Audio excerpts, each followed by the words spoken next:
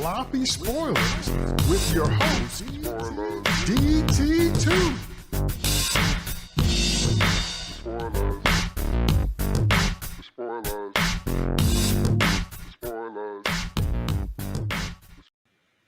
What's up, y'all? We are live with another episode of Sloppy Spoilers, and tonight we're going to be talking about The Wheel of Time, Episode 1, Season 4, The Dragon Reborn.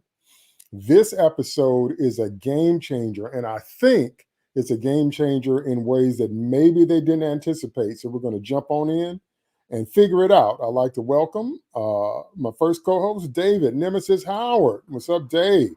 Hey, what's going on, everybody? Here I am from the other side of the river Styx, ready to talk about this movie. That was deep. Welcome to Jeff, Dr. Fate Bracey. What's up, Jeff? What's up, everybody? We got a new year, and I got a new beard. Check it, adore it, admire it. It is here for you. It's working, laddie, like Sean Connery. And I'd like to welcome to Dr. Steve Shadewing Sellers. What's up, Dr. Steve? Life is good, and I'm looking forward to tackling this next episode of The Wheel of Time. And yeah, I would say this one's definitely a game changer, and I would say it's kind of where I started really getting into the series. Okay, I'll tell you, that hat's making me want to hear some 90s X-Men cartoon theme song. That's all I'm saying. Now, just off the bat, this has my favorite scene in the series so far, and it has one of my most aggravating scenes in the series so far. So as usual, I'm there at the extremes. So I'm going to throw out a few initial impressions and then going to ask the same of my co-host. My initial impression of this episode is it's one of those episodes where it looks so good. And I don't just mean the backgrounds. I mean the action sequences in particular and the display, the use of powers. And it looks really, really good. And the aesthetic that they're using never makes more sense than it does here. And just about everything that happens in the episode draws you into the room. So it does an incredible job of making you feel like you're maybe a part of the crowd seeing it as it unfolds and not even watching it on TV. That's how good the cinematography and the angles and all that is good. That's how intense it is. That's on one hand.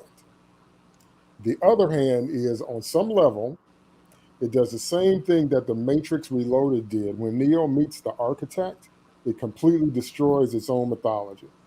It shoots itself completely in the foot. The Matrix series has never recovered from what happened between Neo and the architect in that room, because the whole mythology shot itself in the foot once the architect said all that stuff that he said, and all of it was a lie.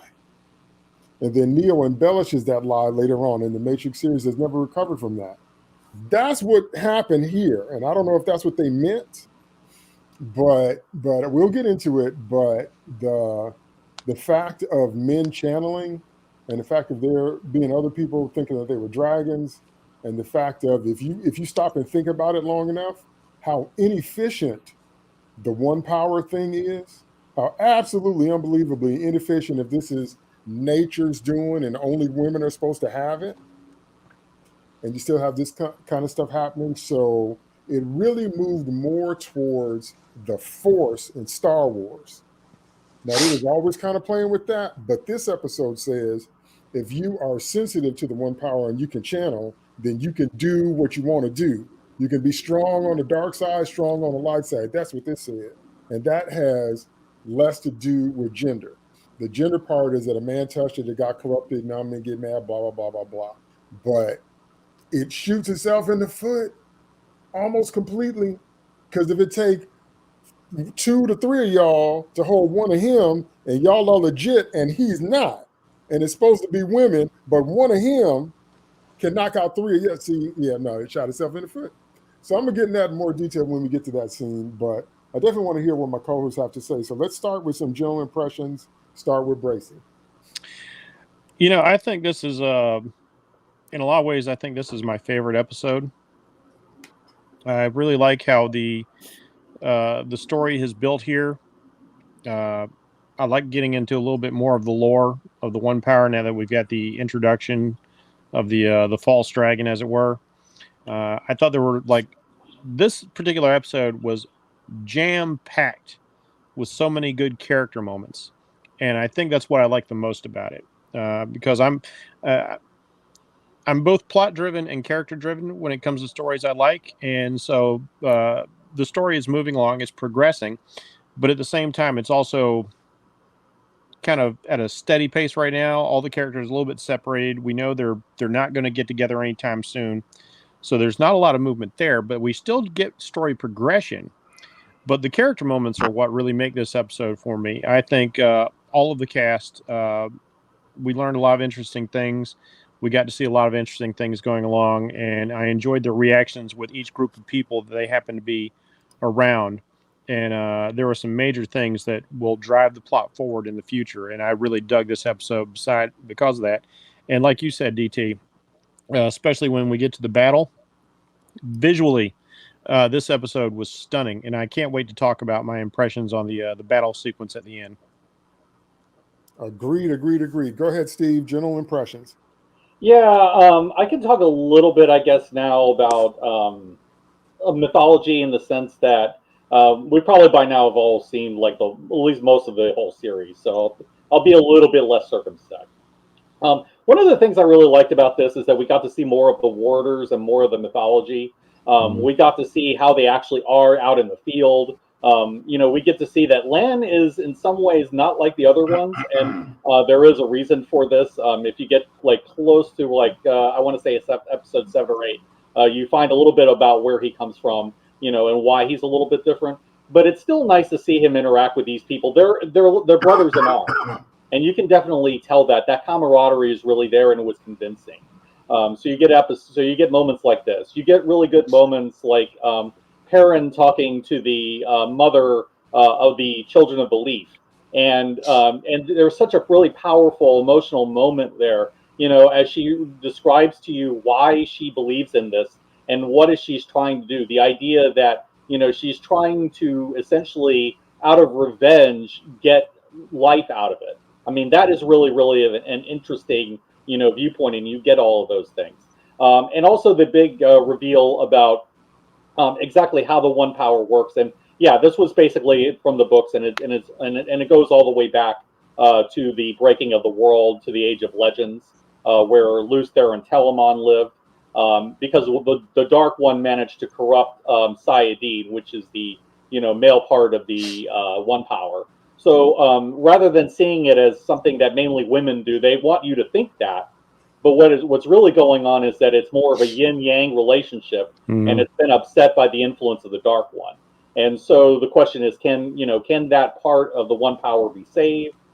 Can men be able to channel, or is this the way where you're always going to have a matriarchal society using this power? And are you going to have a powerful enough threat like a Logain, or as they eventually start talking about the true dragon reborn, and the fact that compared to him, Logain is a piker. So if that's the kind of threat that Logain is putting out, what would the true dragon be able to do? And we have not seen that in this season at all. We're going to probably, I'm hoping, see that within the next few seasons, assuming Wheel of Time goes that long.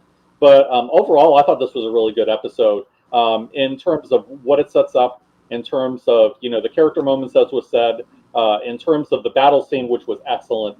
The only thing I really didn't like about it is, frankly, Nynaeve always annoys me, and trying to see her and Lan together, I'm just shaking my head because it's like, nope, not buying it. Other than that, pretty good. Well, see, Steve, you touched on it exactly, and we're going to get into it in detail, but something tainted at the source is not the same as something that only women are meant to have. You can't have both of them. Go ahead, Nims. General impressions. Yeah, there's a lot here that I like, that I very much enjoy, and there were a couple things that frustrated me, especially since, for everybody who doesn't know, I'm recovering from being sick. I had a lot of time to read. So, I mean, I cranked out the first 3 books of this series, Starship Troopers, and a couple other books while I was laid up in bed. So, I got some to know Heinlein, yeah, I got to know a lot of what was going on, and so exactly what you were talking about is very frustrating to me, specifically which they've set this whole male-female dynamic with the power up almost like a Sith Jedi dynamic. In other words, the Sith are much more powerful, but they're much more out of control. You know, they tap into that rage and unpredictability and chaos, and they're giving you this idea that men, by their very nature, can't wield this power because they can't control these emotions, and that women can. And that's not the truth. And when you read the books, it really becomes very apparent that's not the truth. Later on in this series, we get an inkling of it, but they end the first season not really giving us those answers. And I think as viewers, we deserve those because you're giving us a very much a false impression of what the foundation of this world is about. However, one of these is the characters basically lying to themselves as well as to everyone else. this is true. Yeah, that's how I took it. What I do appreciate is that Jordan's philosophy is right on par there with like Herbert with Dude. You know, he brings all these different aspects of philosophy in and interweaves them in seamlessly. And he does it from something that we don't see a lot in Western culture, you know, this Eastern philosophy. You've got Buddhism, you got parts of Confucianism, you got even some parts of Hinduism in there. So it's very much Eastern philosophy, and you got that all tied in. And nothing really encapsulates that more than the way of the leaf, you know. And while I have my problems with their philosophy, I very much respect what Jordan did and even how the show presented it. Because these are arguments you could hear in any college level philosophy class, you know, about pacifism and things like that. And here they're being presented in a fantasy setting, and I think they're wonderful. And then finally, as far as just giving us some good old scares and some good old supernatural bad guys, the Fade, when it attacks the farmhouse, is just absolutely wonderful. And it was really genuinely frightening and disturbing, and leaves a character that I think most of us like in jeopardy. And so I very much enjoyed that. Okay, let's dive into specifics. The first thing I want to say is to reiterate my overall episode point, because I don't know if they intended to do this, but when the episode opens and you see a flashback with Logain and he's capturing a castle and he's got his army, I want you to notice that he does not have to put forth the effort to channel that the women do. The women have their hand positions, they have their kind of stuff that they do, and then when they're ramping up their power, they have to physically do something to actually kind of stir it up. He was standing still, flat-footed, with his hands out, and when everything came in him, he did a slight movement of his hand and stopped the weapons and stopped everything, and he's not breaking a sweat. So right off the bat, visually, whether you meant to or not, you set up an unequal dynamic saying that he's more powerful than all the women we've seen together. And then later on, that's affirmed by the fact that it takes a minimum of 2 of them at full concentration to keep his power damped down. And to me, it screamed like Dark Phoenix. It just felt like a Dark Phoenix moment to me. I'm like, you know, this guy has just gone to the max, and now Professor X basically has to lobotomize him, or, you know, like he had a lobotomized Jean. So I'm saying when I saw that, I thought that was so cool. I thought it was so cool seeing both the light and the dark swirls as he manipulated the one power. And then the cherry on the sundae in that scene was actually seeing a visual embodiment of the madness, seeing the voices talking to him in that thing, like in the angel devil trope, except they were both crazy, but you know, things talking on your shoulder, that's what I mean. So they're talking to him and they're feeding him the stuff, and, you know, kill him and you can't trust him and he's going to betray you. And so we see the madness, you know, as it's developing and all that. And we see what he's fighting in the invisible world versus just seeing what he's fighting in the physical world. So I really loved it as an intro, and I love the way it looked, but what it said to me very, very clearly was, y'all don't know what y'all talking about, because it's not just something that women can do, it's something that, and they say that later, that there have been other false dragons reborn, but, you know, Alana says, and Alana's my favorite, Alana says, I've never seen anything like this, his level of power. And that immediately makes me say, then all that what y'all talk about ain't true. If this is something that only women are meant to channel, then the one power is wickedly laughing at y'all if he keeps dumping all his power on men, saying, you can't do that. It's something that's tainted at the source. So it's much more a force-like thing to where if you are force sensitive, you can tap into it and then develop what you can do. That's different from nature selected a gender. And also, to jump ahead just a little bit, like I said before, the fact that it takes multiple numbers of y'all just to keep him in check, just to keep him in a prison, just to keep him so damped down until he can't do anything against you, that means none of y'all could go against him one-on-one. So if you're the rightful wielders of this power, how is that so? So that's what I mean when I say it just kind of ripped the mythology for me, which was cool. But I was like, okay, well, we're going to see what he's going to do. And I'm actually quite interested. I was rooting for him on some level. Now, I don't know if that's good or bad, and I don't care, but I was rooting for him on some level just because of the amount of power he wielded and the fact that he bought into the hype. It's always interesting to me to see as a writer and as a fan when you have one group say that based on spiritual or religious reasons, this is our stance. And then you have a counter opponent that says the same thing. That, well, I believe you should be following me. I believe you should be joining me. I believe that I have the choice to either break the world or unify it. And Logain believed just as much in his mission as the Aes Sedai believe in theirs. That's fascinating to me as well. So you guys tell me about your impression about that first scene when we first really see Logain in action and what he can do. Start with Nims.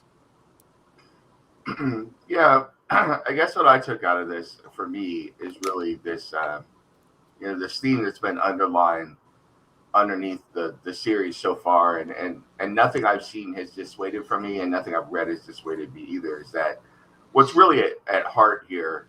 Whatever the intentions of the Aes Sedai at the beginning, when the world was first broken, they have now become what most large groups become, which is a self-fulfilling prophecy. They're in the business of staying in power and maintaining power. And their hatred of men is all about that because they are scared, legitimately, because they don't want the secret out that men can, even men that aren't potentially the dragon can channel, as we saw from an earlier episode where there's a guy that just happened to be able to channel and they killed it, or they gentled him, So that's part of it. Part of it is they wield great political power throughout the kingdoms. There's a whole structure in Ecclesiastes, for lack of a better term, that's been set up. So you've got all of these forces of, this inertia, which is trying to maintain its hold on power. And that's what I really got out of this first scene. And so I think that's why I think a lot of us naturally, especially, I hate to say this, but as Americans, we naturally gravitate towards the underdog, the revolutionary. Mm-hmm. We chafe against this authoritarian idea, this idea that this is the one way to do something. Even when we don't want to say that we do, we just instinctively do for whatever reason. It's in our culture. And so when you see Logain, I think that's why we empathize with him. No matter, we don't know what his motivations are at the beginning, but we know, we've seen what the Aes Sedai are about and what they do to people. And so we naturally gravitate towards people rising up to be free. And I think that's what it stands for. Even if perhaps Logain is not the best person to follow in that, we don't really know. But naturally, I think that we gravitate towards that.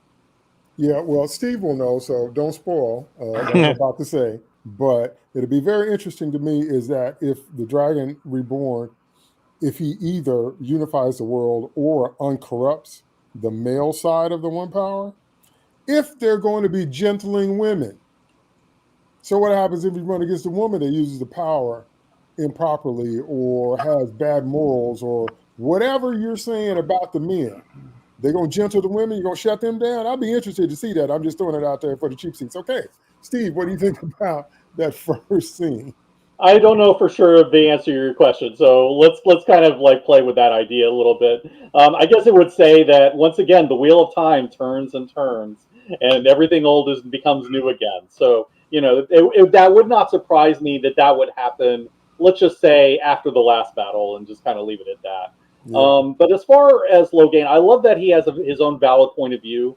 That he's absolutely convinced himself that he is the Dragon Reborn, and that this is his mission, and that he has to do this. It's almost like a messiah complex that he has, which you could argue is a kind of madness in a sense. I mean, he believes his own press maybe a little bit too much, especially since we know for sure that he's not the dragon, because we find out who he eventually is. But even knowing that, even if you just think, well, all I know is that it's one of these people in the two rivers, this guy's not really the dragon. And so, just going on that, you can definitely tell it's like, how did he convince himself of this? And honestly, has been thinking about the nature of Sayadine, and the nature of the corruption of the One Power. And I honestly would not be surprised if these voices that are talking in his ear is the Dark One trying to tempt him to the dark side, or to cause chaos, or to mess up the Ayas to die in some way. I could definitely see him doing that. He would have every reason to do that. And it could just be that the way that the taint of the Sayadine works is that the Dark One actually can communicate through you through your dreams, or through these visions. And the more you use the power, the greater that your connection is with the Dark One. And so the Dark One has the ability to corrupt you more and more, to show you what you want to believe, and to basically make you believe in things that are destructive. And so, this is what I think could have happened to Logain, where he wants to believe that his life has purpose. He wants to believe that he's on this earth and he has his power for a reason. And so what does he do? He becomes the Dragon Reborn. The Dark One lies to him and says, "Oh yeah, you're the real dragon. Look at all these, spirit images of all these people you used to be." Of course, the Dark One knows he's not the Dragon Reborn, because he knew Louis Ther and Terramon. So all of he would know all of this. And so, he would be using these images that he knows from the past, because he was around during the Age of Legends, to be able to lie to him with some shreds of truth. And I think that that's really, really interesting. And that makes Logain kind of like a tragic character, because he's not, he's not necessarily a bad guy. He is a pawn, being forced into this game that the Dark One is playing with the Aes Sedai. And no matter who wins, Logain ends up being screwed over by one side or the other. So yeah, I think he's a tragic character. I think that he is a sympathetic character. Even if you don't necessarily agree with what he's trying to do, you at least understand where he's coming from. And it just kind of shows you like how messed up it is, being a male channeler in a world ruled by the Aes Sedai. It's really, really interesting. And I will also add that I completely agree about, Logain gaining his followers because of the Aes Sedai, because we've seen the Aes Sedai so far, and mostly it's been either people like Leandrin, who hate men except for when it's convenient to them, and you have people like Moraine, who have no problems manipulating people into all sorts of bad outcomes, because she thinks that what she's doing is for the greater good. And so, what ends up happening is you get a guy like Logain, who is charismatic, who is able to recruit followers, who is able to inspire people to his side, and who's latched onto this legend that everybody believes in. And so he becomes almost like a messianic cult figure, further, reinforcing his belief in his own press. And then things just get worse and worse from there. So the way that this whole thing has been set up, I think, is really, really quite cleverly done. I like you saying that he's a tragic figure, because as you said it, I realized that he's in a no-win situation. You can't be a male channeler with that kind of power in a world like this and win. You can't win anything. So yeah, but also, and I'm gonna throw it to Jeff. We've seen this before. What I thought was, it was like when Rey says in Rise of Skywalker, and I didn't see it, but I watched all the videos. At the end battle, she says, "I'm all the Jedi," because the Emperor says, "I'm all the Sith." And then you hear the voices of the Jedi, you hear Windu and Anakin and whoever else, and Rey says, "I'm all the Jedi." That's what I thought the figures were. So I know they're past versions of themselves, but I also thought it were with people that somehow lived in the past. We've seen that happen on the positive with the Highlander series. The first movie, the only movie that really counts, the prize was global telepathy, and connection with mankind, Mhm. to experience life on all levels. We've seen it on the negative side in Kingdom Come with Martian Manhunter, when Martian Manhunter, in a moment of loneliness, tried to open up his mind to everybody, and it got broken because he was overwhelmed by all of humanity that came rushing in. So that's how I see this guy, with that kind of pressure, that you've got that multi-generational, multi-time, multi-thing connection. And maybe that would drive you to madness. I can't think of anyone that wouldn't drive to madness if all the voices of your past selves or the one users are in your head all the time. Go ahead, Bracy. What do you think about that first scene? First, to get a little speculation on some things you brought up. You're asking if the Aes Sedai would ever gentle one of their own, or if women could be gentled. Now, how you say her name? Lilandrin? Lilandra? Lilandrin, I think. Lilandrin. Mhm. When she was talking to Nynaeve later, she did say that the Aes Sedai were here to protect the world against all threats, including other Aes Sedai. So that clues me in that sort of thing has happened in the past. They're not above doing that. So the girls' club is only the girls' club until you're still wanted in the girls' club. So there's that. They do mention that as Steve has alluded to, that the Dark One corrupted the power somehow. So when she keeps going on and on and on, because she's total man hater, the power is for women only, and when you touch it, you make it dirty, all that sort of thing. Later on when they're dealing with Logain, he's like, I'm going to do this. This is how nature intended. Like, no, nature intended men and women to have it. Men used to have it. It became corrupted. That is not an act of nature. That was an act of will by an outside force. Mhm. But it's like Nemesis said, and Steve mentioned, this is the new religion that they have given themselves. This is the new doctrine, the new dogma. They've had 1,000 years to kind of play telephone and retell the history as it has suited them, especially as the organization has become very large, very bloated, very powerful, and probably, as Steve mentioned, a bit paranoid about whether or not you potentially can lose control. So this makes men who have the power a threat, because we've seen what they do. They callously gentle somebody with the power, and I'm sure Jordan meant it to be an ironic term because it looks to be very violent, to be gentled. And we know that the results, and surely in 1,000 years, the word has gotten back to them that anybody who has been gentled eventually destroys themselves in short order. So there's nothing gentle about it. Instead of trying to do something to help these people overcome the madness, or maybe just slowly tap down the power, or just leave them like, even like a wisdom's level of connection, so they're not just completely cut off from it. There's a thing with like alcoholics or junkies who are really bad. If you cut them all the way off, if you were to cut them off cold turkey, it can kill them. You have to wean people off of things if you're going to go that route. So it's, she tries to present it being altruistic, but it's not. There's nothing altruistic about it. Now, as for the scene itself, I found this to be very intriguing. First, as you know, DT, this guy does very little in the way of gestures. It's kind of like watching Darth Vader. When Darth Vader fights Luke, In he's Empire, and yeah. yeah, and you see all the other Jedi in the prequels fight. Whenever they're using the Force, they're gesturing. They're doing this. They stop the lightsaber combat to gesture. Vader can fight you and throw stuff at the same time. He doesn't have to take his hands off his lightsaber. He's going at Luke, and then stuff is flying off the walls at Luke. I've never seen anybody else do that in like any of the media that's out there for Star Wars. So that was one thing that immediately caught my eye as well. Like he's so OP, he doesn't even need to make the gestures. The power is just circling him like adders ready to strike. And then of course there was the fact that it was dark, but there was some light in there too. So you think, okay, we're always seeing the women's, and I kind of like the way the power looks. Like it looks like breath. I kind of wish it came out of their face as opposed to their chest. So I guess it's more like a soul thing.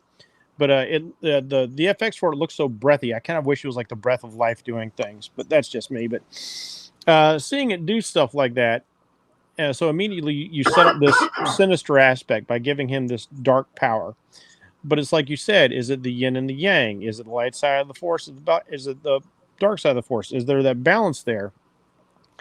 And when we see him being talked to, and I felt this very Tolkienian kind of reference when Steve was talking about, like, because the Dark One has been able to corrupt the power, maybe he's got some connection to it, a level that we're not aware of yet. So it's like Saruman with the Planeteer. Saruman started off to be very good, the wisest of all the wizards, and he was slowly corrupted in his seeking to understand how the dark side works, and it was to his detriment. But the thing I noticed about Logain is, now we've only seen two men with it so far, and one guy was clearly not 100% there. You know, he was seeing things, he was talking things. He really believed that other person was there in the first episode. Logain understands he's talking to things that nobody else can see, and he's very aware of that, and he minimizes his interaction so that people just don't think he's crazy. And he has a good reason. He thinks it's the past talking to him, all the former dragons. And I don't know if this was intentional, but I couldn't help but come across this. One thing we see is until the women are trying to restrain him, and or worse, is the only time we see Logain actually hurt anybody.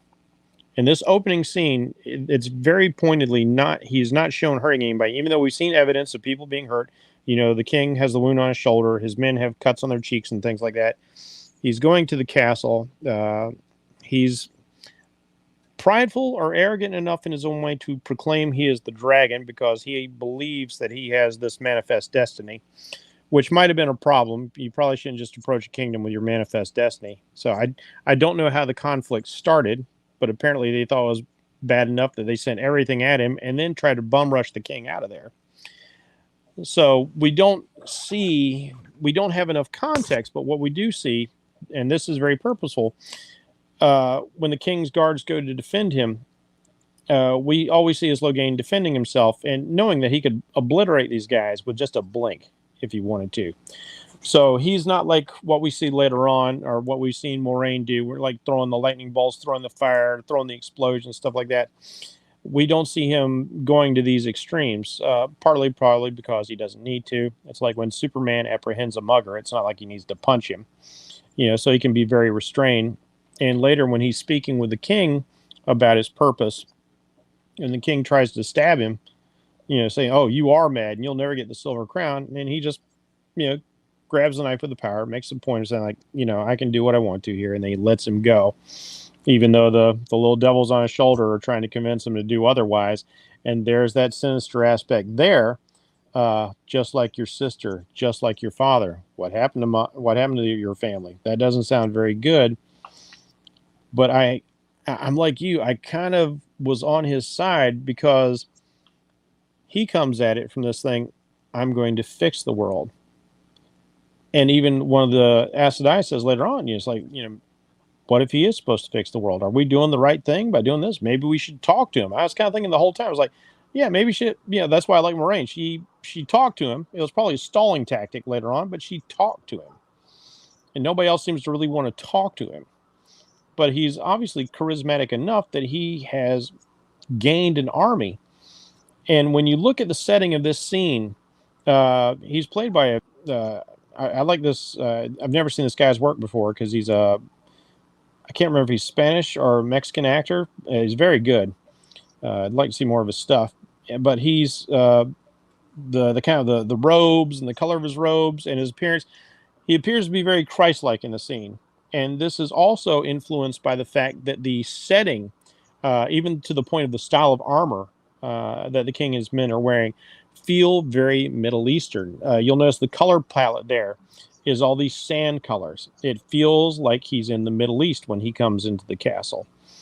And when he's threatened with a dagger, and what does he do? He you know, the man's on his knees. He drops down to his knees and he gives this kind of gentle tilt of his head, and he starts like, you know, let me tell you what I'm bringing. I'm bringing peace. I'm bringing salvation.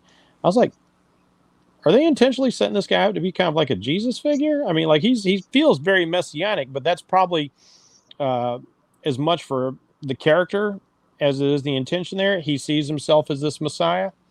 So I found that aspect of everything to be very interesting too, especially since he again, in this very messianic kind of pacifist sort of way, he never actually lifts his own hands. It's always the power doing things, and we don't see him actually hurt anybody till later on. I thought the messianic overtones were quite blatant and Mhm. quite heavy-handed. I don't think they were trying to be subtle with that, but I think there's another word that I'd use, and I would combine Steve and Jeff's comments, both together in their view on it. And that the word that comes to mind for Logain that really sprung to mind listening to both of you is heretic. Yeah. To the Aes Sedai, he's a heretic. And if you look at the history of the world, no religion, and this is why he's a tragic figure, because no religion lets a heretic survive. Yeah. One man's heretic is another man's savior. That's right. That's right. So, but again, those descriptions of Christ are Western specific. They are American specific. You've never seen a picture of Jesus with the whip in his hand, whipping the money changers out of the temple. You ain't never seen a picture like that in America. You ain't never seen a picture of Jesus when he went off on the scribes and Pharisees and says that you're snakes and vipers, and you go around making proselytes, you make them twice the child of hell that you are. You ain't never seen that. You ain't never heard nobody preach that in American churches. See, so that's that pacifistic kind of neutered, kind of I'm peace and love. That's American Jesus. That ain't Bible Jesus. Okay. And he hung around with somebody that when he got arrested, his best friend Peter took out his knife and cut that man's ear off like that. What kind of skill you would have to have? How do you slice an ear off? How you slice an ear off that fast if you have no skill with a knife? See, you ain't never heard nobody talk about that in America. That's American Jesus. That's not Bible Jesus. So when I hear people talk about messianic stuff, they mean Western, neutered, declawed, hey, peace and love. They mean that guy. They don't mean Bible Jesus. I mean, hippie Jesus. Right. Go ahead, Nams. The actor who plays Logain his name is Alvaro Morte, and he's Spanish. He's a Spanish actor. Yeah. Okay. So that leads me, and let me, because Bracy brought up a lot of points, but I'm just going to hit on one of them. This is just my personal thing. We don't have any visual evidence for it per se, but I think Moraine is intrigued by the dragon. Yeah. He might even be slightly turned on by the male dragon, because we wouldn't put that past her based on what we know of her. Lalandrin just wants to shut him down and like gentle him now to take him out while we're talking about this. But I think Moraine is quite fascinated by the whole idea. It's just a vibe I get. But anyway, so that leads me, that's a good segue into the next thing that happens. This was the lowest part of the episode for me, and I'll definitely want to hear what you guys have to think. But when we get back to the camp and Land hooks up, and the training, and they're doing a whole bunch of stuff, and then they do this, I don't know how to describe it. It's kind of a wink. Is this like a communal, we live in like a polygamy thing? And that's the part that really kind of threw my radar off, because all up until this point, they were hitting really hard the bond between an Aes Sedai and her warder, and they were heavily hinting that it was more than spiritual or mental. It was just one of those unbreakable bonds. And they talked about it like it's that girlfriend you can't ever really break up with. Like no matter what else you do, you still can't let her go, was the vibe I got until this episode. And now it starts to feel like, well, and the two dudes went off with Alana, and it was all like, well, maybe we all just kind of do what we do. And I was like, So I don't know. I want to hear what you guys thought about that, because it confused me a little bit. I'm like, okay, well, I guess everybody just hooking up with everybody, and okay. And then, like I said, that whole thing was such a lull for me, watching them train and the conversations they have. But in particular, and I think Steve said it, Nynaeve and Lion, I was like, no. Just no. Just no. How about no? How about a big helping of no with a side juice of no with some no corn? Yeah, no. You guys like, I'm trying to understand the basis of the attraction, first of all. But like I said, what threw me, I was like, wait a minute, aren't you bonded to Moraine? Aren't y'all like, all that? And then here you come flirting with Nynaeve. And I was like, and the other thing, and then I'm going to throw it out to y'all, is there's a difference between different expressions and bipolar, and then switching personalities altogether. Hmm. And I'm like, you need to kind of make up your mind as to who Nynaeve is, because sometimes she's so detached and aloof and angry. She just got that wall up, and I ain't taking nothing from nobody. Okay. This episode, she's all like, you're not what I thought. What do you think about Land Nynaeve, really? And Land's like, you're exactly what I thought. I'm like, hey, y'all finna get on my nerves with this flirt. So this, like I said, was the deepest lull in the episode for me. I could have really skipped all this stuff, and it was more. It didn't feel woke to the point where it was blatantly in your face, hitting you over the head with it, but it's clearly implied that there's hookups, and that kind of threw me based on what I thought the bond was between the Aes Sedai and the water. So let's go to Steve. What do you think about this whole stuff at the camp and all the shenanigans? Yeah, I have to say the shenanigans are where I think the adaptation is the worst throughout the series. I mean, not just this episode, but throughout the series, because it's clear that these people want to be like Game of Thrones or The Witcher, where they're like hookups every other episode. This is not that show. This is not that series. It was not that way in the books. They some of this stuff now. Yeah, there was definitely a relationship that was hinted at between Nynaeve and Lan in the books, but it was stretched out a lot longer. This was not anything that was seriously built up that much in the first book. So this is clearly them wanting to have a relationship there because they like to do these hookup things. It's the same. It's the same thing with all these other things that they're hinting at. With oh yeah, we get it on all the time, and all this. That was not in the books. This was not what Jordan intended for them. So any kind of weird stuff like that you see, I put it down to the creators of the show deciding that we need to sex it up. And I'm not a fan of any of that, especially when it comes to Lan and Nynaeve, because Nynaeve is still to me the most annoying character in this series. I can't stand her.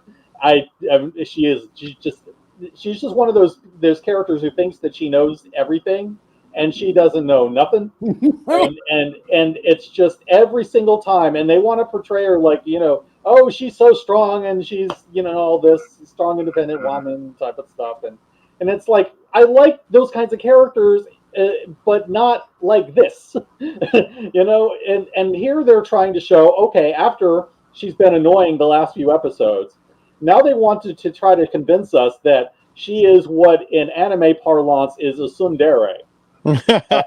Okay, where you have this really tough side to her, but underneath that she's really not so bad, and she's sweet, and she cares about everybody, and it's like no, because it comes out of nowhere. It's not consistent. They're just trying to give us a little bit of humanity to the character to try to convince us that she's interesting and not completely annoying, which is what she is most of the time. No, I don't buy that Lan would be interested in her in that way. I mean, I could buy them saying, okay, I'll put aside our differences. We can be friendly, whatever. Okay. I do not buy that these two would be in a relationship, like ever. Especially when you're talking about Lan, who, in contrast with Nynaeve, is probably the most sensible character in the entire cast, and the one that we tend to like the most in general. Mhm. So, why are these two hooking up? No idea. It doesn't work in the book, but at least there it worked better because there was more build up. Here it's just like, yeah, let's get it on because we need to have those moments in the show because we have to be out sexy Game of Thrones. I'm just like, no, does not work. I will say that the water stuff, that the way they describe the Aes Sedai and the water relationships, for the most part, if you take that stuff, that stuff out, it's actually fairly interesting. And when you see what happens when the Aes Sedai, the warder loses his Aes Sedai, that actually is really, really interesting because you see the depths of what the bond does to somebody and how she is the girlfriend you can't leave. Even when she's dead, you can't really leave her because that hole will always be there. Okay, so that kind of stuff is interesting. But when we're talking about the whole hookup stuff, no. Anything to do with romance in the show, no. It's all wrong. Now, something I want to point out before I throw it to Nemesis, and here it comes. The difference between strong and independent women now and strong and independent women back then. Sarah Connor learned from men.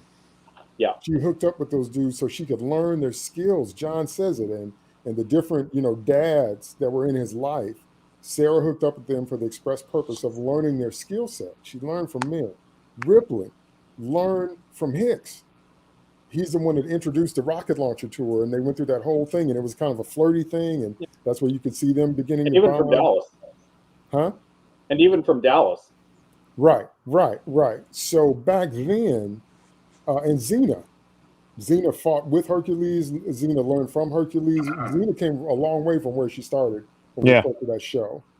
So, and then Buffy's watcher was Giles, was a dude. So the point I'm trying to make is that in days gone by, even when women were emerging and growing in the character arcs, which are wonderful to watch, there wasn't this thing about them not having to learn anything from a man, and that men were bad and stupid, and anything male was bad and had to be destroyed. And I did all this myself. The pinnacle character that represents that idea is Rey. Because Rey, is just out there in the desert. She can fly the Falcon. She can use a lightsaber. She can use the Force. She can do the Jedi mind trick. Didn't nobody teach her nothing. That's the difference between then and now. Go ahead, Nemesons. Thoughts about when we're at the camp and we're doing the exercises and just the group thing and thing. Yeah, I've got three main points that I would build on here. First is that I disagree with you that this isn't full woke. This is full woke. I think Steve hit it right on the head that this is all the showrunners, because you can just go down the list. We've got the L's, we've got the G's, we got the B's, we got the Q's.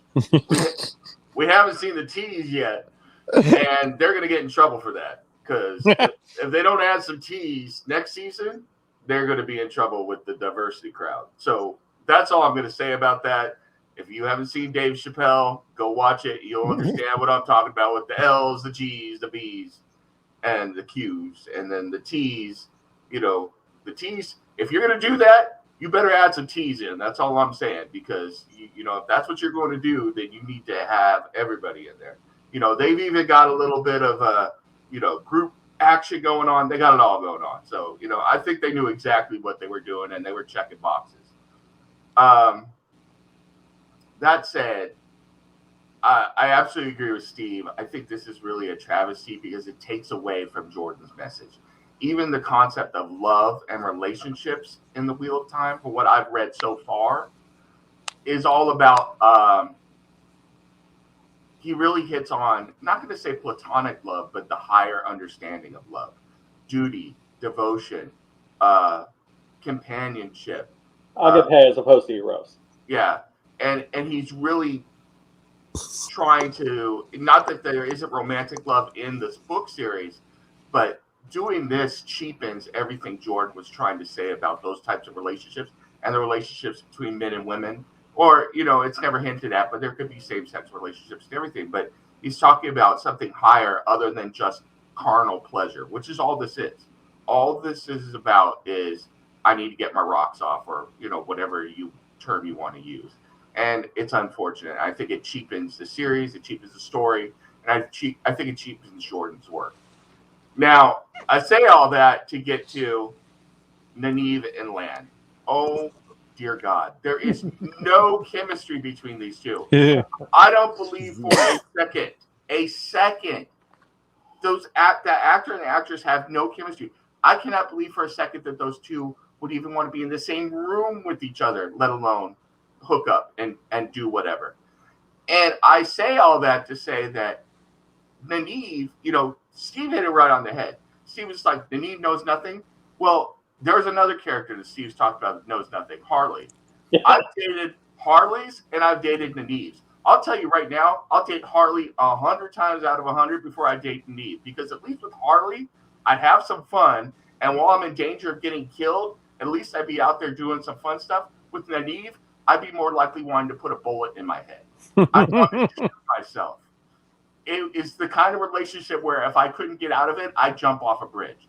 I mean, she is every psycho girlfriend that you just want to run away screaming from, where you wake up on every day and go, who am I going to encounter today, and how is she going to bust my balls? It's just like, and just looking at her as a character, and I have to say, she's the character that we have on screen is not too far from what's in the books, and it's just like you want to go, oh my god, oh please, somebody kill me or kidnap me or kidnap her and take her away. You know, I just can't stand her, and the fact that they have, you know, I don't understand it in the book what's going on, but I really don't understand it here that this relationship has taken off so fast with this man who is even keeled, contemplative, devoted, somewhat monastic, and a warrior of who is in control of his emotions and devoted to his duty, to his charge, is going to fall in love with her. With that, right? Yeah, I mean, and that's not even getting into the fact that once again, the actor and actress have zero chemistry together. They don't look. And the characters don't either. Yeah, they just everything is wrong. I mean, if you could go for a 100% wrong, this is it. This is it. You couldn't get everything more wrong than this relationship. Now, that's really well said. You couldn't get everything more wrong.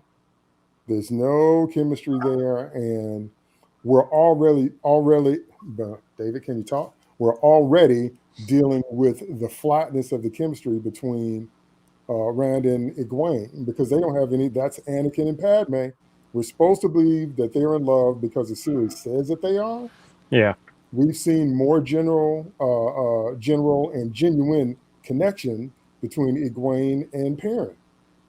You know, even if they didn't mean for it to go that way. And so, you know, I'm not going to spoil that, but we'll talk about that a little bit later. But I mean, just in terms of feeling it coming off the screen, you know, and so, yeah, I couldn't agree more. So not only is she an annoying character, and let me state what you've heard me say before, that Steve is the most generous out of all of us. If Steve don't like you, then you are awful. That is an awful character if Steve don't even like it.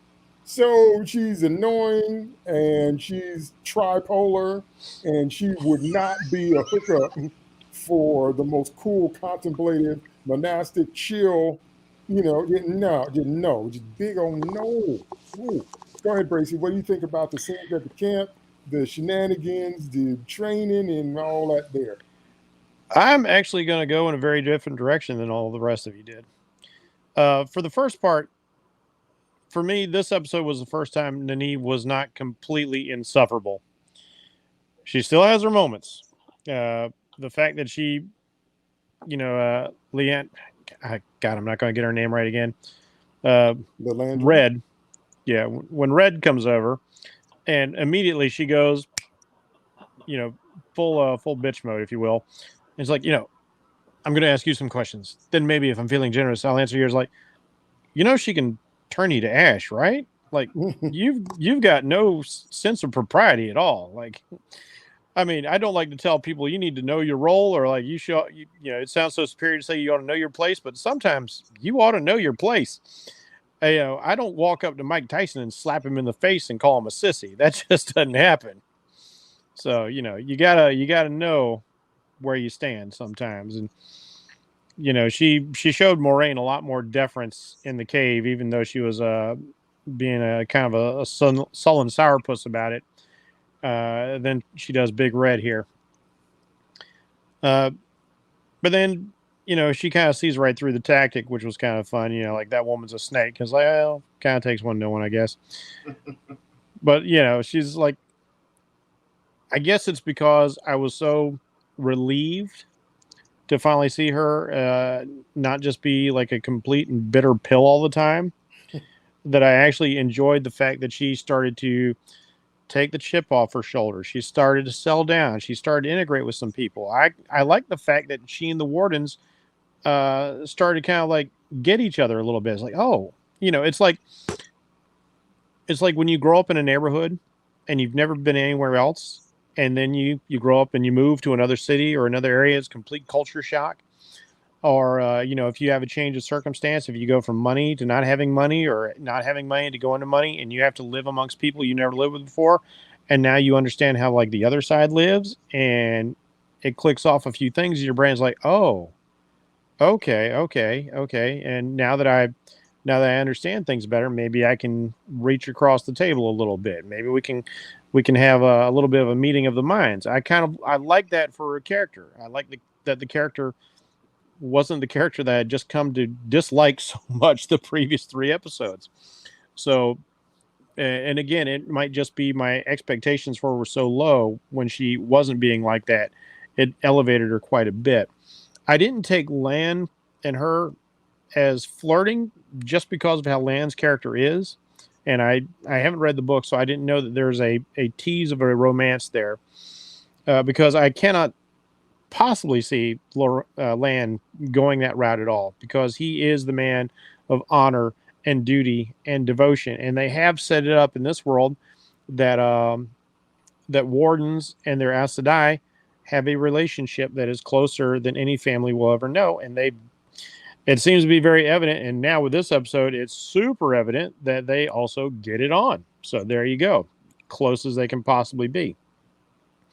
But I see one of my takeaways here is that it's not like a big free for all. It's a little they're being a little Game of Thrones-y, but they can't, because they can't do the full frontal like HBO and whatnot. So I don't know why they even went there. What they're trying to do, and like I said, I didn't take it as a flirtation just because of how Lan is, and just because this was such a new aspect for Nynaeve. I didn't really take that as a genuine flirtation. I took it as them starting to relax around each other, understand each other a little bit more, and I took it in a lot more proactive sort of way than you guys did, a little bit more positively. Now, the Wardens and the Aes Sedai, that part of the relationship was very interesting. I do like seeing martial arts forms, because I geek out on that. I used to be a martial artist a long time ago, and so I'm like watching they're doing the same kind of form, and then watching the difference is one's using a sword and the other one's dual wielding axe. Even though they're applying the same moves, there have to be some changes there because they're using different weapons, and so that's kind of fun. I'm into the martial culture. It did get a little weird when we start to understand how the Aes Sedai and the Wardens work. So as they explain this bond that is closer than any family, even closer than you can have with your child. Okay, it's like, okay, here's the level of devotion. And so you see this and you begin to understand this. And then later on, when King Harold Finehair loses his Aes Sedai, for those of you who didn't know, the guy with the axe is King Harold Finehair from Vikings. Watch that show if you haven't. Very cool in that. You see how this bond is more. We had a reference that it was a bond that went beyond just an association. You know, like when Nynaeve was treating the wound, but we never saw Lan flinch because he's just that much of a boss. But now we see that later on we'll see that it will affect him physically when his Aes Sedai goes down. We'll see that Lan, later on in the scene, he says like, "Oh, I shouldn't drink. It makes you emotional," because he's so good with his emotions that like she gets a little tipsy when he drinks. That's kind of this weird kind of cool Corsican brothers kind of thing going on here. So I like that they have this physical and spiritual bond. And I couldn't help but think, as I was watching the battle later, I understood their relationship. The Aes Sedai have all the power, but they need to be defended. So I thought of them, the Aes Sedai and their warden, as a complete warrior. He is a shield and she is the sword. And the two of them work in perfect unison. If you just have a shield, you will eventually lose. And if you just have a sword, you're not protected. So I like that idea, that pairing, which again, for me, I didn't like the idea of the thrupling as opposed to the coupling. And apparently that's something they wrote in here, that the Greens, because they are the warrior caste, they need 2 protectors. And so that's why you see a couple of them, like the little Asian gal, and then later on the other one, the girl looks kind of Indian. They pair off because they have 2 wardens. But again, that's weird, because even if you do have this weird kind of mystical bond, if you have this kind of soul bond, do you really want to share with somebody else? That was kind of kinky hinky to me. That was, and especially when hers, she's got a couple of dudes who are like into each other and her. And immediately I'm thinking like, okay, man, you're in a medieval fantasy society.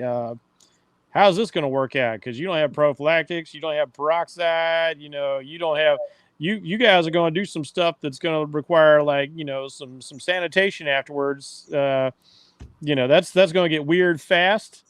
So I don't know how that's working out. Jeff It went to feels the it feels medieval birth control. Oh yeah. my goodness. Yeah, they got the magic. I guess the magic does that too. But I was like, man, this just gets way too weird, way too fast. And she's even making the comments like, "Oh yeah, I had to go green. Like one warden's not enough for me." He's like, "Okay, Baby, huh? all right, Baby, you got the alcohol." all right." So I guess it's not the chicken's not the only thing getting spit roasted over the fire tonight. So we are going there. So iodine. We need some iodine, not the alcohol. What's wrong with you? So yeah, like you said, it's stupid to do. You can have eroticism, but this is Amazon, so Game of Thrones and Spartacus were Game of Thrones and Spartacus. You can't do Game of Thrones light. It doesn't work in this context, and it's just like the forced relationship with Lan, and just like this forced sexuality, and that's what it is. Somebody in the writer's room, they think is like, okay, we need to pump this up with a little sex appeal, a little this. We've got to condense this flirting between Lan and Nynaeve because they had it in the books, but we don't know if we're going to get a second season. It's like just cram it all in there. Let's just cram it all in there, cram it up in this little ball, and just make it work, even when it doesn't. So, stuff I liked in this section and stuff I clearly did not. Okay, I won't be laughing for the rest of the week. Just on the medieval birth control section. We need to leave get it to me. Disinfectant up in this mug. Evidently, it's not the wheel of time. It's not the only thing that goes round and round and round. See, Somebody's going around the world. Just see, because now it's all with the disease and everything, and But anyway, all right, I'm gonna hit these next points. If you guys want to bring out some more later when I throw it back to you, you can, because I want to get to the main point. So these next points, I'm just going to hit them briefly. Number one, not much really happens with Perrin, Egwene, and the Tinkers in this episode, but we do have that great line when Mrs. S says to Perrin, have you ever picked up a weapon? And she goes through all, handheld weapons, and she said, have you ever picked up an axe? Is your life better or worse because of that? That was intense. That was one of the most intense moments, and we as the audience know stuff that, she doesn't know, but wow, what did that do to him after, just reestablish that guilt, number one. Number two, next thing is, I just love the Tinkers. I just love the, what we call them, gypsies or carnival people, earth people. I love them. I just love them. Love to hang out with them. But then also what happens with Matt is another thing that goes against, once again, if this stuff had explanations, I think I could deal with it better. But he's talking about Matt's dreams, and Matt is vomiting up, black goo, and Matt is, having, living nightmares, and Matt's doing a whole bunch of stuff. So he's showing signs of the beginning of madness, and he's touched in one palm, blah, blah, blah, blah.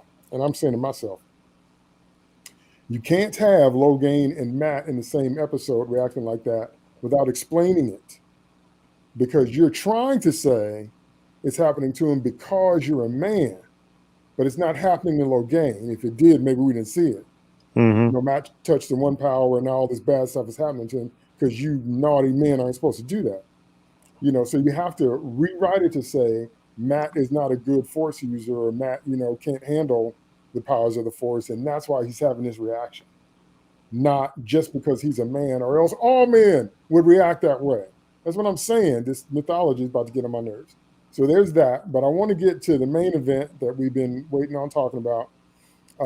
It starts off with more of Rand's dreams, and then the scene we come upon where it looks like Matt has murdered, and then we see the fade. And then right after that, we go into the battle in the forest. Now, I have to say, I love that fight. That fight in the forest, I love the way Alana, she was just using that Hadouken. Did you know that she just Hadouken? And she just kept knocking folks out by the dozen. I was like, that is so awesome.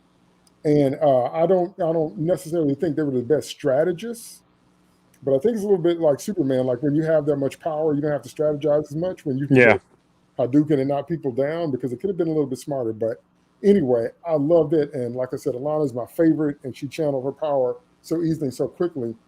And she was just, using the Shoryuken all over, and for Jokers were just blowing up. And I thought it was awesome.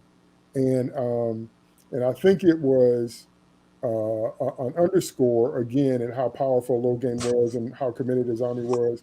But we finally got to see the Aes Sedai kind of unleashed. We got to see him in action, and we got to see a handful of them beat back the majority of an army, which was my favorite thing in this whole episode. So I want to hear what you guys think about that. Now, if you want to hit on any of the other points, you can. But I love the cinematography. I loved watching Alana in particular in action. I loved, because it was even more powerful than what Moraine did in the first episode against the Trollocs, what Alana does here. And the fact that they really could hold their own, because Alana was like, you go, get to the dragon and we'll hold off the army. And I was like, you sure about that? And she's like, yeah, I'm sure. And she started taking them out. And then she did the one thing that was reminiscent of Aurora. It felt like Storm to me, where she stood still and then summoned the power up, and then it blew up a whole bunch of people at once. Like Storm would do a lightning strike. I was like, this is off the chain. I'm like, we need to see this some more. So, that's just me. So we'll start with you, Bracy. What did you think about everything I just said? All right. So let's go bit by bit here. We'll start with the Tinkers. It's like you said, really like these people. There's a part of us that all want to believe that we can have the pacifist, unified, just very utopian sort of community. But when she's even describing it to Perrin, I get two of you convinced, then you convinced too, and it was like it's a beautiful dream. But as long as there is one person who decides that they are not going to play, then it never happens. And so it's always worth striving for. But it's Sisyphus. You're going to be pushing that boulder up that hill forever, and it's going to keep sliding back down. So wow, Bracy gets 100 points for that reference. Everybody who don't know who Sisyphus is, go look it up. Google, baby. Yeah. It's beautiful, and the very best that's within us wants that sort of thing. We like the idea of a communal yet structured society where we all get together. We just do things because it's the right thing to do. You help your neighbor because, like, oh, you need your wagon wheel fixed. I'm going to do that. And then we all celebrate. We have our dance. And we're all sharing our food. And we're all doing this. Now, I'm not one to believe in, like, nobody owns anything. So clearly these people have some stuff. But I do like this overall camaraderie of lifestyle that they have. And there's something very free and very appealing of that. Especially when you're young, of having that kind of nomadic sort of lifestyle. But being a middle-aged person, and even decades before that, I appreciate the idea of being able to settle down and plant some roots. So what they had to say in that scene was very, very good. And I even liked how Egwene pointed out to the young man that's like, oh, we can't find the song. He's like, are you sure? You guys kind of look like you got peace right here. It might not be the world, but it's right here. And so, they've even got an ex-assassin in their midst. That's pretty big. Moving on to the farmhouse scene, man, that was heartbreaking. Poor Matt, because he's with all of his flaws, he is always thinking about his sisters, his poor defenseless sisters, and then he gets that reminder from this little girl, and she's so sweet to hand him the little doll, even though he's just been vomiting up pure evil. And oh man, I tell you, for everything that they do wrong, they do something that's really right, and setting us up to think that Matt killed everybody in the house, and we don't know for sure that he didn't still. That's the terrifying thing, because we saw Rand's dream, and we know, I don't think it's that the I don't think necessarily the message here is that the power just corrupts you because you're a man. But Matt and Perrin are the most vulnerable. Matt, because he has grown up in a very bad family situation, and he does a lot of questionable things. And Perrin, because he has suffered a grievous loss that he feels the grief over, the responsibility for. And so when we see the dream, he's smashing people with his axe, and Matt's walking around with blood on his hands. So I feel like that's a big foreshadow to the path they're going to end up walking down. Hopefully not for the entire arc of their character. I hope they'll, because I like these guys. I'd like to see them do better, but it's not a good tiding in my eyes. Not a good tiding at all.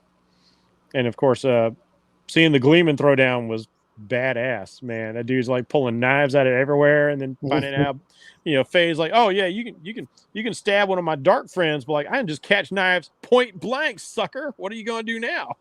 Woo! I want to see more of what these things can do, and find out more about the Gleeman, because we get that little hint about how dangerous they are.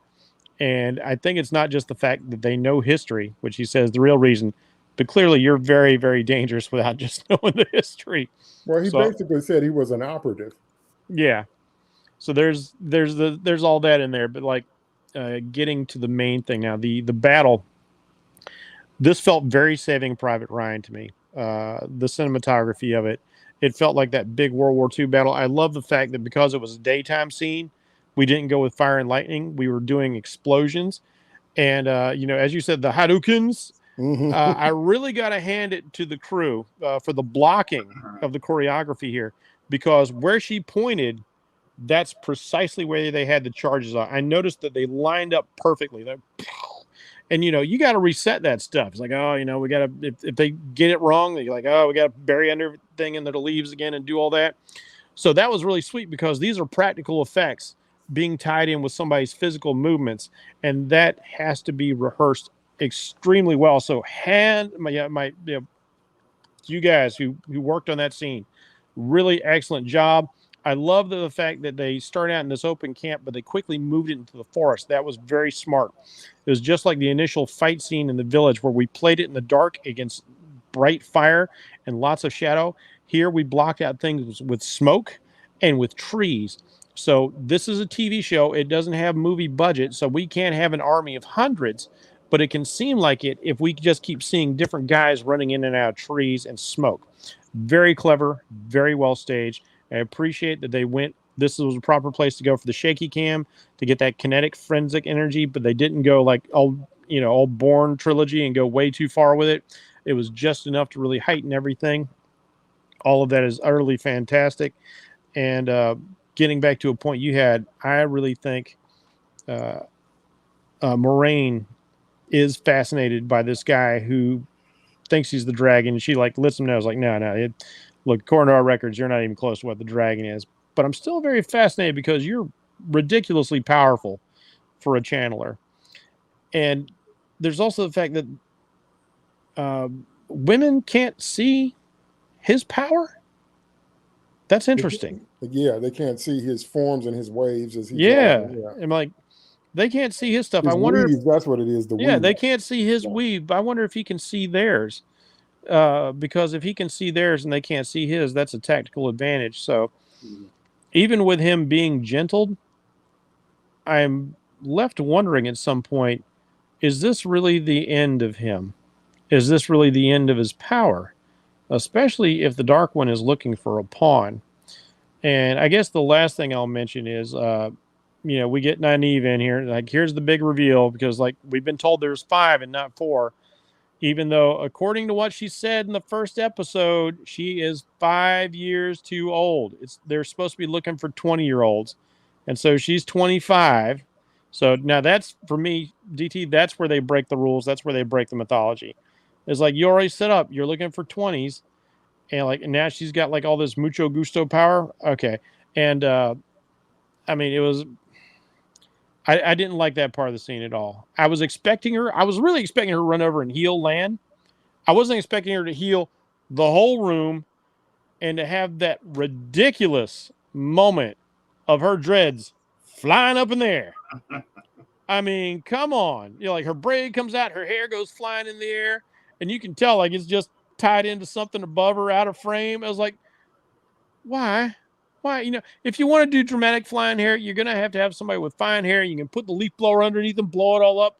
You can't do that when you got these big braids. You got to do something else. You could have had like the braid burst apart or something, but I was like, no. She don't get to go Super Saiyan. No. Okay, well, Especially with no inkling. See the okay. visual Rant over. effects. Before I throw it to Steve, I have to speak to that. I don't think I spoke to it the first time. I knew that was going to happen. That's why I said this episode has my favorite scene and my worst scene, because as soon as you mortally wound Moraine and Lan, you're like, okay, well, that's not going to stick. So I knew it was coming, and I knew she was going to do it. I just didn't know what it was going to look like. So It as looked soon awful. as soon as I seen the main characters, I'm like, okay, y'all did not kill Lan, and y'all did not kill Moraine. So something gonna have to happen, and I bet you make Nynaeve do it. And sure enough, here she come. Like you said, Super Saiyan. I was like, yeah, okay, whatever. Because I do Yeah, have to wonder. I do have to wonder when an Aes Sedai or a Warden dies, what happens to the other, because they're so tied together. See, And I actually thought they might have legitimately killed Lan there. So I was like, oh my God, what's Moraine going to do? no, they need to do like the Highlander series. You need to see the spirit leaving the body and the energy going somewhere. You don't even need words. You need a visual to help understand how they actually process death. That's what I'm saying. They set this stuff up, but they don't fill in enough details to make the mythology tight. Anyway, go ahead, Steve. Yeah, and it's just because of the weaknesses of the adaptation, they had to leave a lot of stuff out. Yeah. I think we do get a little bit of that in the episode later when we have the funeral for the Aes Sedai that happened. So you get a little bit of that there. But it doesn't go quite as deep as it needs to be. That whole thing with Nynaeve at the end, it's like, yeah, they overdid it. Some of it is true to the intention in the books. Nynaeve has this thing where, she can be ridiculously powerful if she's angry enough, and we see that here, and that trigger is definitely there, and it works. The problem is they overplay their hand, and instead of it just being, okay, I'm going to heal Lan because that's what my concern is. Okay, if that had been it, basically using her to knock out Logain and heal everybody in the room, that's overkill. That's not convincing. But I understand kind of where they were coming from. They just decided to overplay their hand and make Nynaeve look cool, and I'm not a fan. Didn't work for me. But aside from that, the fight was really, really good. I mean, you really get to see that moment where the shields start crumbling, and then Logain takes the two Aes Sedai by surprise, realizing that his people have come for him.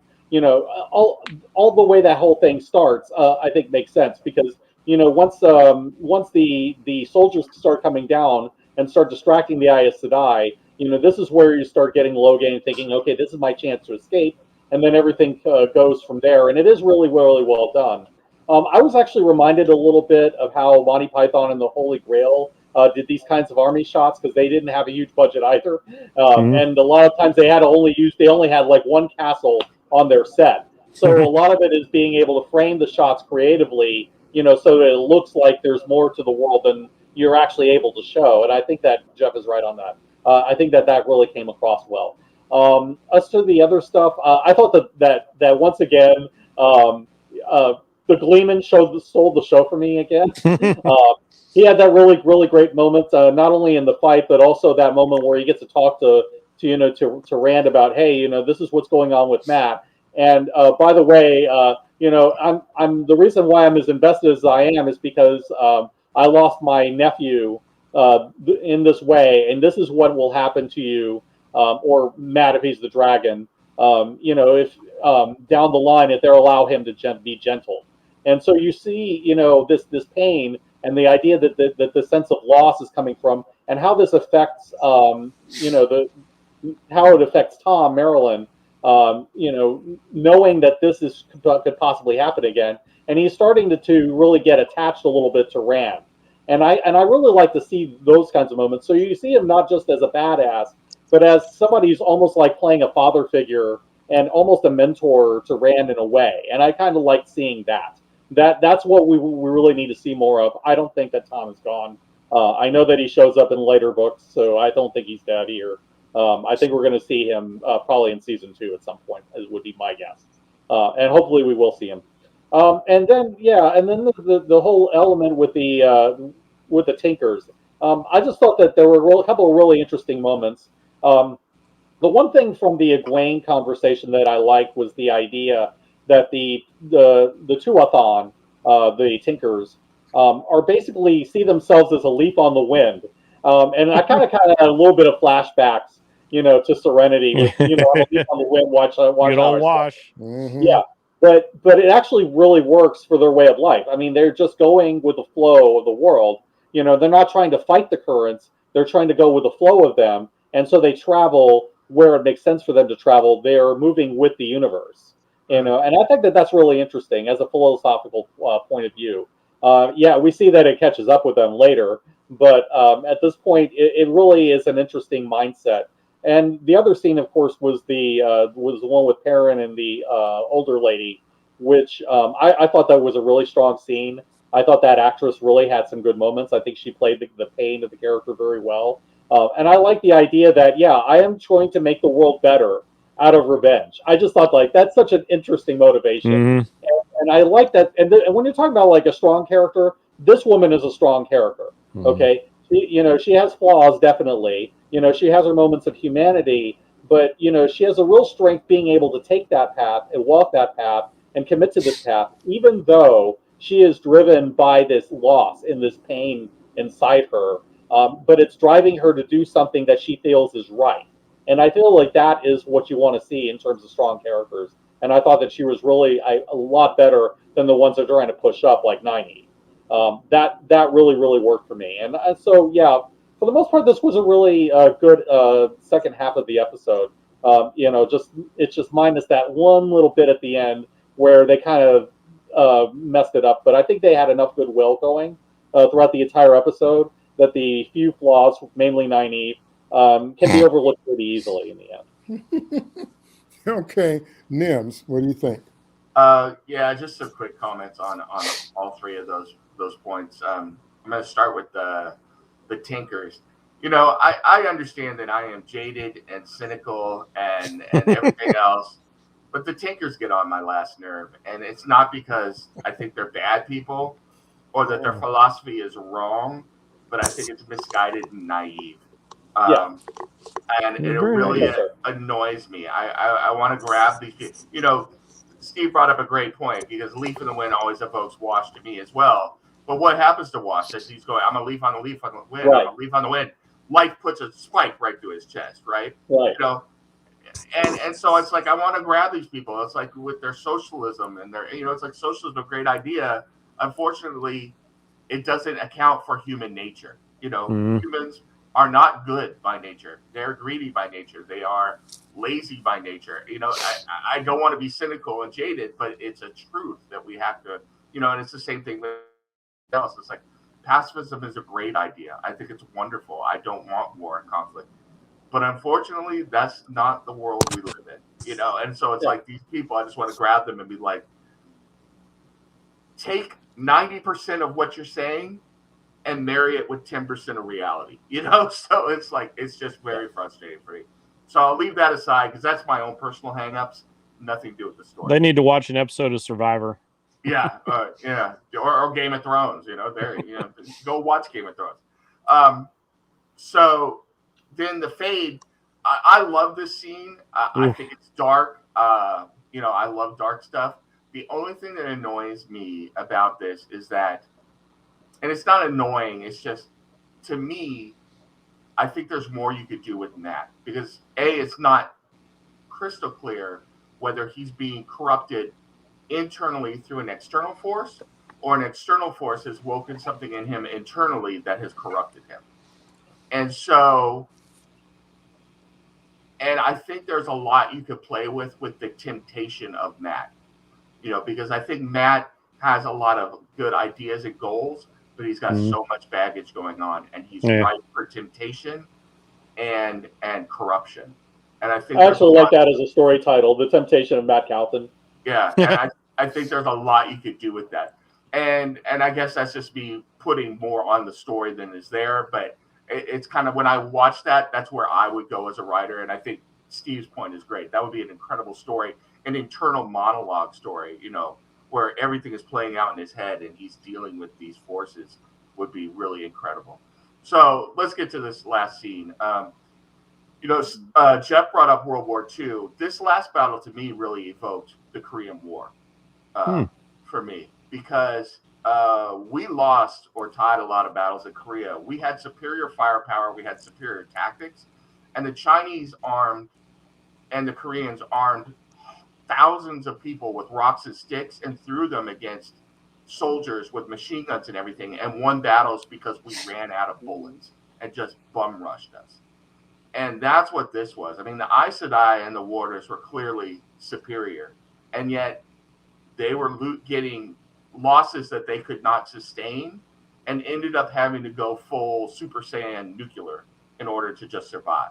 And so I love that they brought that concept to this, where even with superior firepower and superior tactics, the strength of numbers and the rush can end up, killing you in this way. And that's what the Aes Sedai were facing.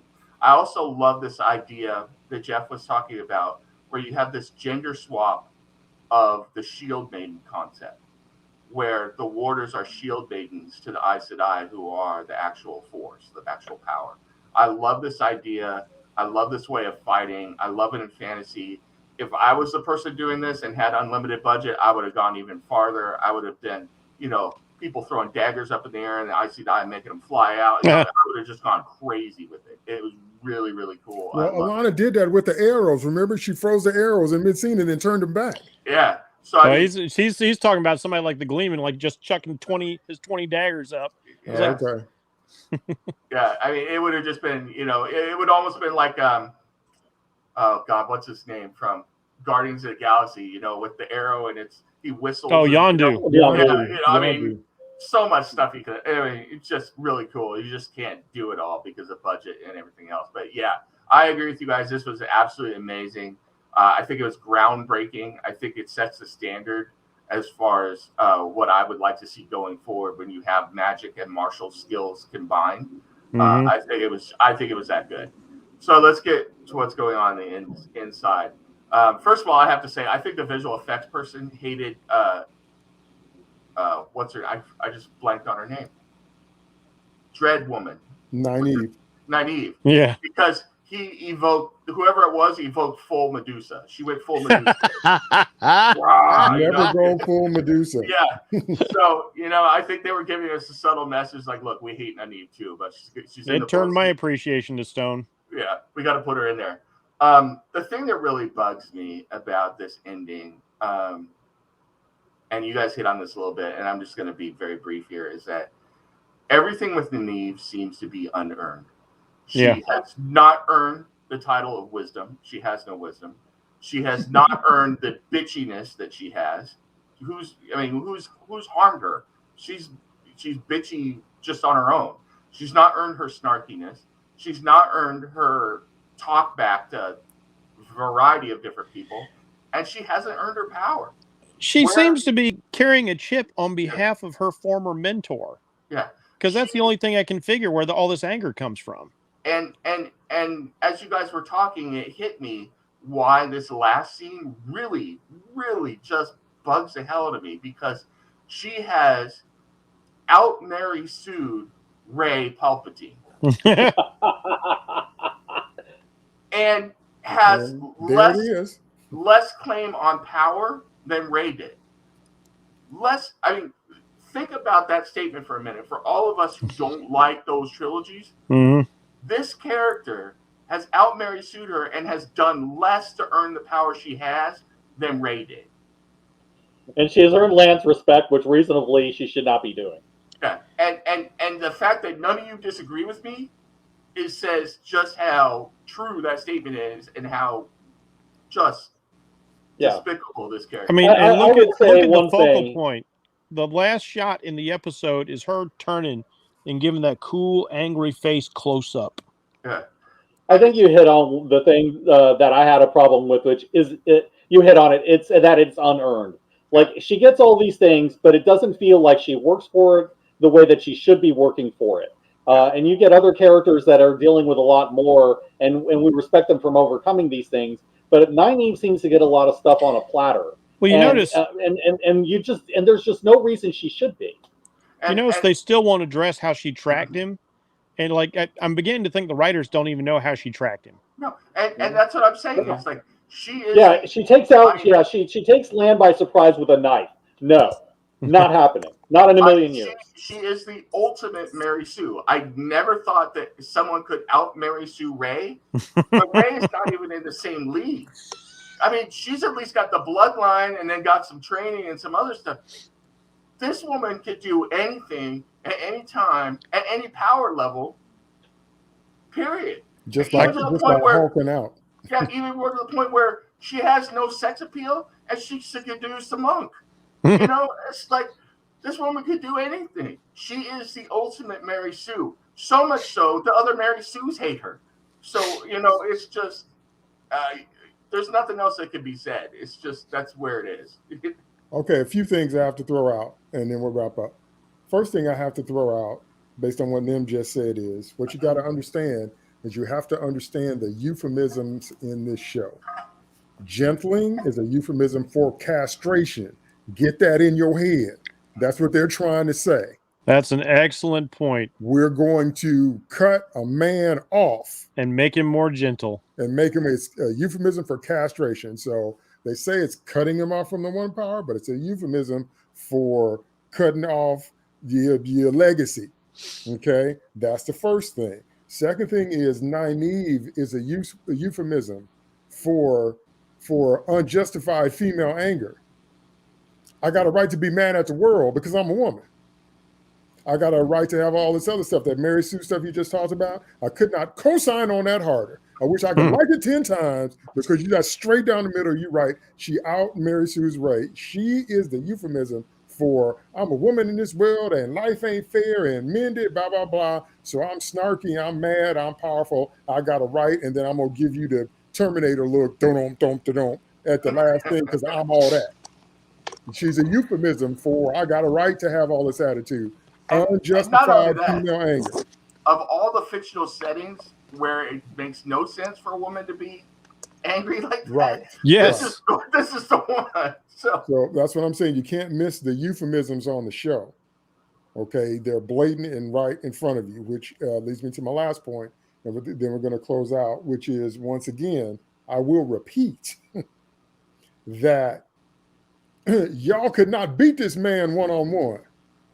That means you are not his equal. How you missed that, I don't know. But you proved beyond a shadow of a doubt someone that's not really even actually the dragon. Y'all could not go toe-to-toe with that man. No. And I will say the most powerful of the Forsaken, who are the Dark One's, top male channeler supporters, they generally are men, including Shamael, who is a near equal to the dragon. So y'all, it took two of y'all, three of y'all when we first saw, and then Lilandrin lifted her shield, and Moraine felt the hit when she got hers in place. It takes a minimum of two of y'all to hold him down. You didn't actually hold him down because his army still showed up. Then when it was three of y'all, Serene, Moraine, and Lilandrin, he was about to take y'all out. So Serene used her force power to dissipate your arrows and take one in the chest. So he went 1-on-3 and still killed one of y'all. And then at the end, Alana, the most powerful of you, have to rush in and you have to join with her and hurry up and gentle this man. So that whole idea, you turned, I don't know if y'all understood that when you were writing it, but you turned the whole idea on his head because you could not go toe-to-toe with this man and he wasn't even a real dragon. So how you going to say that this is a power that nature means for women to have, really? You still can't go toe-to-toe with a man. Well, it seems to indicate by the end that Nynaeve is the one because you have him confirmed, putting Moraine's words are coming down like a candle before the sun, because she glows and fills up the whole room. So I haven't watched ahead like you guys, so now I'm wondering, is she the dragon? Everything's pointing that way. They continue. This is a little bit of a spoiler, but they continue to build this woman up through the rest of the season, and to the point where you're just like, But as you said, She's Because clearly more the favorite of unjustifiable, the show. but unjustifiably Yeah. so. It's Yeah. not earned. It's not something that she doesn't even have an arc. We know her because she pushed Egwene in the river, or like a sucker punch. I'm still scratching my head on that one. I'm like, how y'all trust this woman? Somebody came back to me and told me they pushed my daughter in the river to waken her power up. I'm like, that's the last time she studied with you. How about that? One. Two, we know her because she got snatched by the braids by a troller, and we thought she was over, and we found out she survives. And now we know her for being a human power MacGuffin. That whatever power needs to manifest, I got tracking power. I'm seducing monks. I'm going full Hulk with the vertical braids, and I'm knocking jokers. I didn't know. No.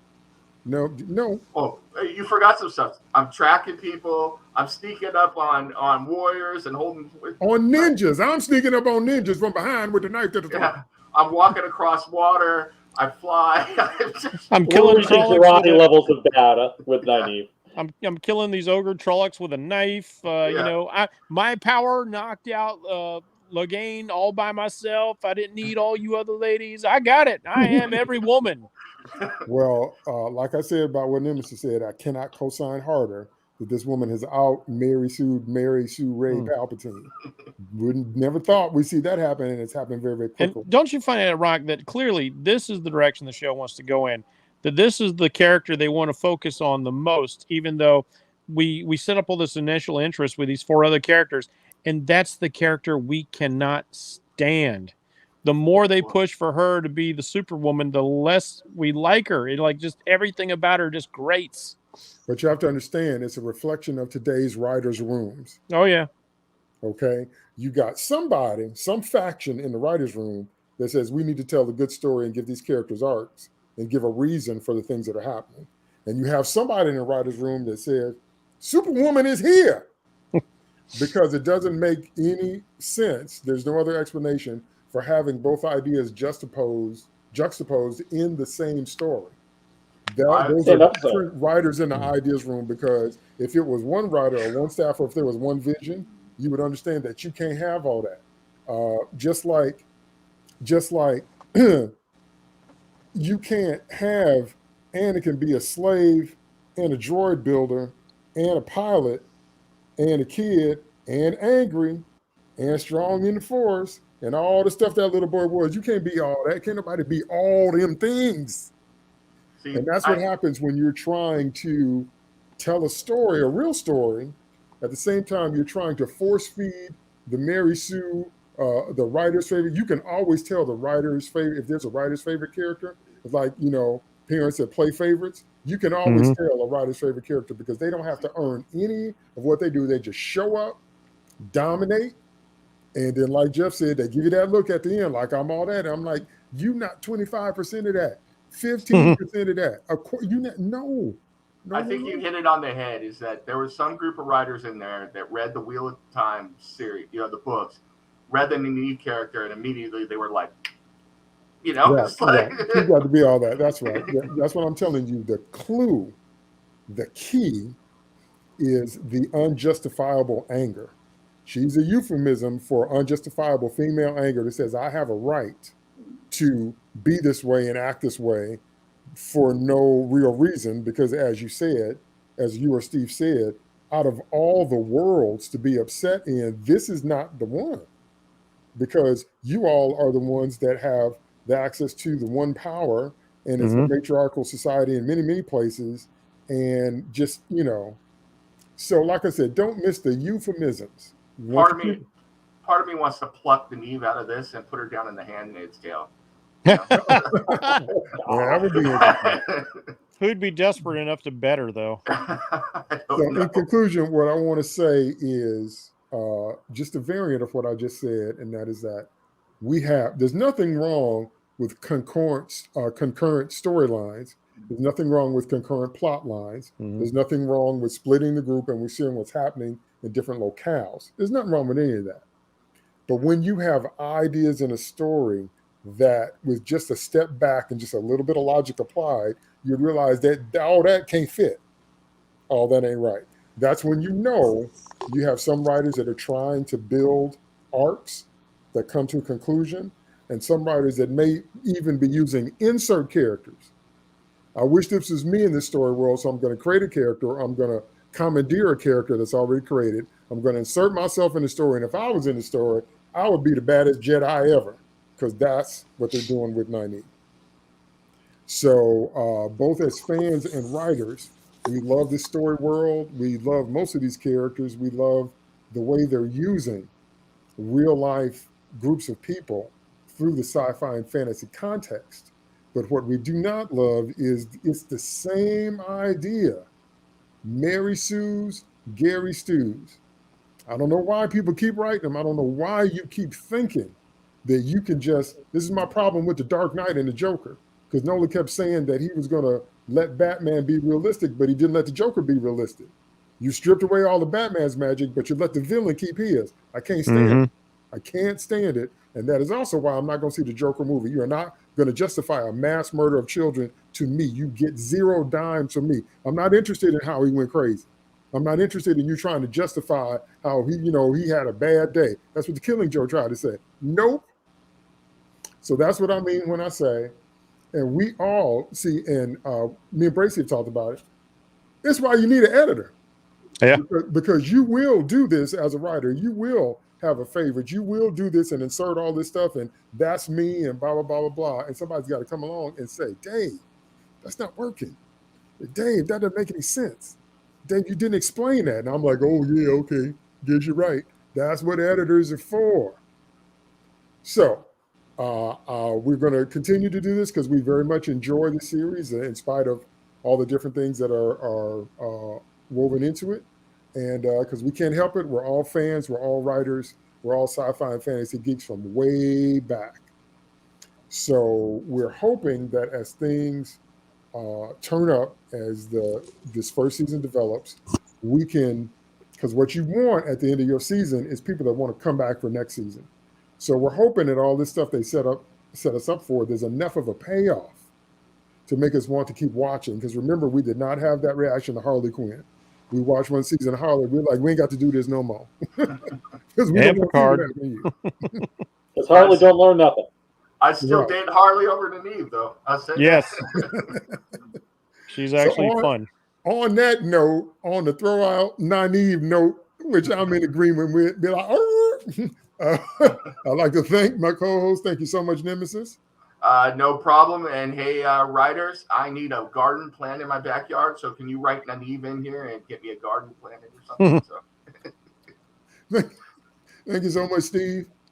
Yeah, this show's been pretty good, I think, overall, despite like one very large problem that we've gone on about. But I mean, despite like all of this, it's because we love the series and we like what they're trying to do with it. It's just that, when you have a character like this and this character is allowed to have too much influence and, go too crazy, you get these kinds of problems. And we're hoping that season 2 won't have those kinds of issues.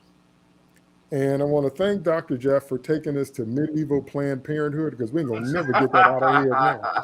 Thank you so much, Dr. Bracy. I'm glad you just thought I was talking about medieval Planned Parenthood, because I was actually going much deeper. Take that as you will. And return next week. Same beard time, same beard channel. All right, y'all. Thanks for watching. Don't forget to check out the other shows we have on United Capes Podcast Network and Comic Crusaders. We've got a whole bunch of stuff all over YouTube for every type of fan. So don't forget to check out the entire offerings of our channel. And we will see you next time on the next episode of Sloppy Spoilers. See you later, everybody.